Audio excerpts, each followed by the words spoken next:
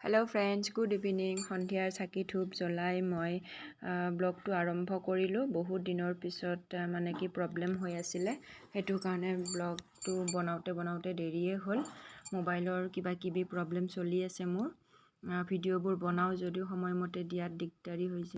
গধূলিৰ চাহকাপ খাবলৈ মই কেক এটা বনাই লৈছোঁ, চিম্পুল কেক। সকলোৱেতো বনাব জানেই, ৰেচিপিটো শ্বেয়াৰ নকৰিলোঁ। কুকাৰতে টিফিন বাতি এটা বহাই তেনেদৰে বনালোঁ। আৰু গধূলিৰ চাহকাপ কিবা অকণমান নাস্তা বনাই খালে ভাল লাগে, আৰু বেটাইও খাই ভাল পায় কেক, সেইকাৰণে ঘৰতে বনালোঁ। দেখাতটো ধুনীয়াই হৈছে কেকটো, অকণমান দেখাই দিছোঁ আপোনালোককো।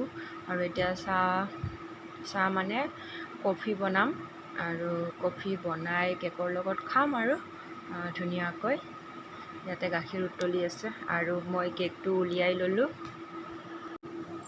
কেকটো খুব ধুনীয়াকৈ ফুলিছে, মই ওলটাই দিলোঁ আৰু ধুনীয়াকৈ ফুলিছে। আপোনালোকে দেখি গমেই পাব, মই ধুনীয়াকৈ দেখাই দিছোঁ। আৰু ওপৰত মই চেনি ছটিয়াই দিছিলোঁ, সেইটো কাৰণে অকণমান চেনি দেখিবলৈ পোৱা গৈছে। চেনিটো ছটিয়াই দিছোঁ, ওপৰৰ পৰা দিলে মানে অকণমান খাবলৈ ভাল লাগে।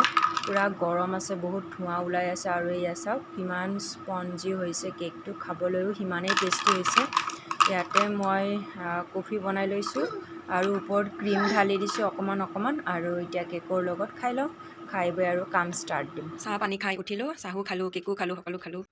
এতিয়া মই ভাবিছোঁ চাহ আৰু কেক খাই লৈ উঠিলোঁ। উঠি পেলাই এইখিনি বহুত মানে লেতেৰা হৈ আছে, ইয়াতে ধূপ দিয়া যায়, তো ধূপ দিলে ছাইবোৰ পৰি থাকে, লেতেৰা হয়। এডাল লাইট, আৰু এইখিনি ইমান লেতেৰা হৈ আছে, একদম মেচি হৈ আছে। ভাবিলোঁ অকণমান চাফা কৰি দিওঁ এতিয়া সময় পাইছোঁ যেতিয়া। এইটো ইয়াতে থৈ দিম। ইয়াতে মই এখন চকী এনেকৈ পাৰি ল'লোঁ, এই চুকটোতে কৰ্ণাৰটোতে পাৰি লৈ পেলাই। ওপৰত ট্ৰে এখন আছিলে পুৰণা নালাগা, আৰু এইখনতে এতিয়া ফুলখিনি দি দিম। আৰু ইয়াতে এইডাল পিছলি এইখিনি থৈ দিছোঁ। ইয়াতে খিৰিকীৰ ওচৰেদি ৰ'দ পৰিব, বতাহ লাগিব, ভাল হ'ব। মই এতিয়া বৰ্তমান এইখিনি তেনেকৈ ধুনীয়াকৈ থৈ দিলোঁ, আৰু কিবা কিবি ফুল লগালে এইখিনিতে লগাই দিব পাৰিম। এইডাল আচলতে কচুৰ নিচিনা যে এটা পাত থাকে ধুনীয়া বহল, সেইটো আছিলে, কিন্তু অকণমান মৰি গৈছে মই ঘৰত যাওঁতে। এতিয়া নতুনকৈ হ'ব চাগে, আকৌ মই পানী দি আছোঁ, তো হ'লে ভাল লাগিব। আৰু এইখিনি এনেকৈ পাতবোৰ অকণমান লেতেৰা হৈছে, চাফা কৰি দিব লগা হৈছে। চাফা কৰি দিম বাৰু 2 এদিনতে। এয়া এইখিনি চাফা হৈ গ'ল, চবখিনি মুচি দিলোঁ মই ধুনীয়াকৈ। এইখিনি এনেকৈ থ'লোঁ, আৰু ইয়াতে লাইট যি আছিলে সকলোবোৰ গুচাই দিছোঁ মই। এতিয়া এইখিনি একদম ক্লিন কৰি থ'লোঁ, আৰু এইটো মোবাইলৰ চাৰ্জিং তাৰ, এইখিনি এনেকৈ থৈ দিছোঁ। সকলোখিনি চাফা কৰি দিলোঁ।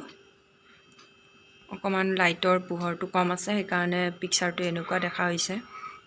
ক্লাছ থাকিলে সকলো কাম কৰা নহয়, ডাষ্টিং ৰেগুলাৰ কৰিব নোৱাৰোঁ, দৌৰা দৌৰি হৈ যায় বহুত। সেইটো কাৰণে ইভিনিঙে আজি টাইম পাইছোঁ অকণমান, সেইকাৰণে এনে থকাতকৈ ভাবিলোঁ এইখিনি চাফা কৰি দিওঁ, তো পৰিষ্কাৰ হৈ থাকিলে ভাল লাগে আৰু সেইটোৱে। এতিয়া ৰাতি হ'ল, আৰু মাজতে ব্লগ নকৰিলোঁ, কিবা কিবি কাম থকাৰ বাবে।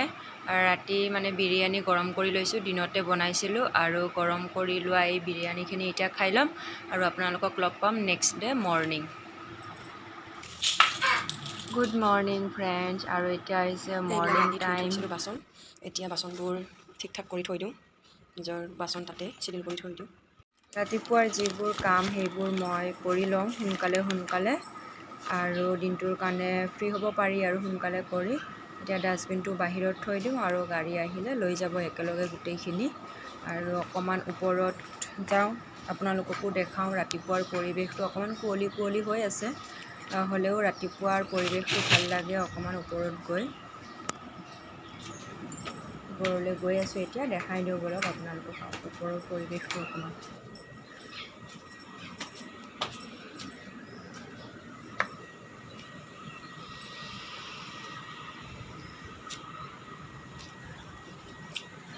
ইয়াতে অকণমান ৰাতিপুৱা ফ্ৰেছ হাৱা খাব আহিলোঁ, আৰু ভাবিলোঁ আপোনালোককো দেখাই দিওঁ ৰাতিপুৱাৰ পৰিৱেশটো।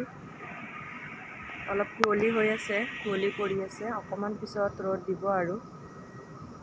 তো ভাল লাগে এনেকৈ ওপৰত অকণমান আহি, কিন্তু ইমান সময়ো নাপাওঁ নিজক দিবলৈ। তথাপিও চেষ্টা কৰোঁ অলপ মাজে মাজে সময় উলিয়াই অকণমান ওপৰলৈ আহি ফ্ৰেছ হাৱা খাবৰ বাবে। তো এতিয়া বেছি দেৰি নকৰোঁ আৰু গৈ থাকোঁ। এইবোৰ অকণমান লেতেৰা হৈ আছে, চাফা কৰিবলগীয়া হৈছে। কাম খতম হ'ল, ঘৰ চৰ সাৰি চাফা কৰি দিলোঁ, আৰু এয়া অকণমান চাহ খাওঁ, আৰু গেছ চেছ ৰাতিয়ে চাফা কৰি থৈছিলোঁ, এইবিলাক মচি থৈ দিছিলোঁ। এতিয়া চাহ অকণমান বনাই খাওঁ।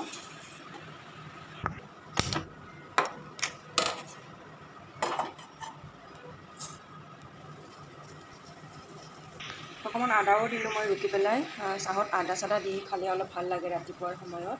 আৰু এতিয়া চাহকাপ ধুনীয়াকৈ আৰামছে বহি খাম। খাই বৈ আৰু অকণমান কাপোৰ চাৰ্ফত ভিজাই থোৱা আছে, সেইখিনি ধুই দিম। ধুই দি আহি আৰু দুপৰীয়াৰ খানাত লাগিবৰে হ'ব। গা পা ধুই আহি চাওঁ দুপৰীয়া কি বনাওঁ।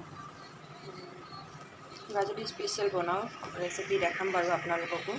মোৰ আচলতে প্ৰচেচিঙৰ প্ৰব্লেম, নেটৱৰ্কৰ প্ৰব্লেমৰ বাবে ভিডিঅ'বোৰ বহুত লেটকৈ আপলোড হয়। এটা ভিডিঅ' আপলোড কৰোঁতে মোৰ এদিনমান লাগি যায়, আৰু যদি দীঘল হয় বা আৰু কিমান টাইম লাগিব।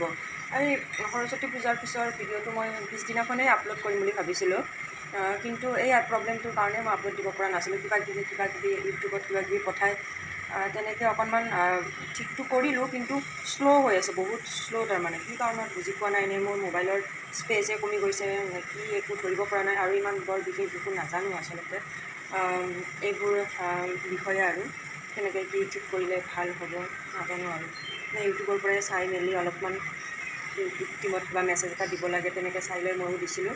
তাৰপিছত ভিডিঅ'টো যেনিবা আপলোড হৈছে, কিন্তু বহুত টাইম লগাইছে। আপলোড হওঁতে বহুত টাইম লাগি গৈছে। মই যদি আজি দিছোঁ ভিডিঅ'টো আপলোডত, কালিহে মানে আপলোডটো হৈ যাব, মানে সেনেকুৱা হৈছে। কি কৰিম আৰু এতিয়া, কিবা প্ৰব্লেম হৈছে বুজিও নাই পোৱা। গতিকে আৰু চাহকাপ খাই লওঁ, এতিয়া উতলি আছে। কাপ বাকি ল'লোঁ আৰু বিস্কুট লৈছোঁ, মেৰী বিস্কুট লৈছোঁ, আৰু এইটো বেকাৰী নাৰিকল বিস্কুট 2টা লৈছোঁ, আৰু এই কাপ চাহ। এতিয়া ৰাতিপুৱাৰ চাহকাপ মই বিস্কুটেৰে খাই ভাল পাওঁ। তাৰপিছতে নাস্তা কিবা বনাম আৰু। তো মই চাহকাপ খাই লওঁ, খাই লৈ আকৌ পিছত লগ পাম।